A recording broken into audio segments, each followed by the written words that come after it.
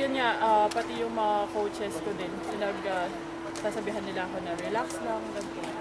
So, yun lang talaga yung na-encounter. Doon na mismo sa sa competition na talaga. Doon na talaga sa taas. Paano mo i-describe yung yung binago niyang pacing kanina? Kasi, di ba po, nalalamangan ko siya, 5-1. And then, from there, nag-iba na siya. Hindi siya tumataas. Yung point niya, ang target niya hindi na sa taas ko. Dito na sa baba. So, yun, medyo hindi rin ako nakapag-adjust agad doon. Kasi parang naririnig ko yung coach mo, parang sinasabi niya, ibaba mo yung atake mo. Parang, parang baliktad yung nangyari kasi kahapon, medyo mas matangkad yung kalaban ni Tino. Ngayon naman, ikaw yung mas matangkad. Oo. Ayun, kasi mapari yung sinasangga niya nga, yung, yung blade ko.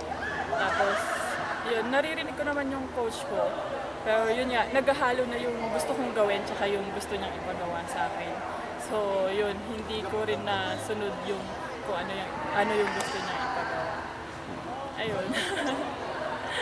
Pero, kaya pa yan, makakabawi pa tayo. Anong chances nyo sa team? Sa team, mataas kami sa ranking kasi binibase nila sa individual rank din. So, ako, number 2, and then yung kasama kong nag-individual kanina, number 5. Oo. So, yun. Malamang number 2 tayo sa ranking sa team. 6 na bansa yung maglalaban. So, ang makakatapat namin, seeded kami. Actually, seeded kami. So, automatic, may bronze na. Sa pagkakaano. Okay. Kasi pag seeded 1 and 2, waiting siya dun sa 3 and 4. Maglalaro yung 3 and 4 na nasa baba. So, hopefully makabawi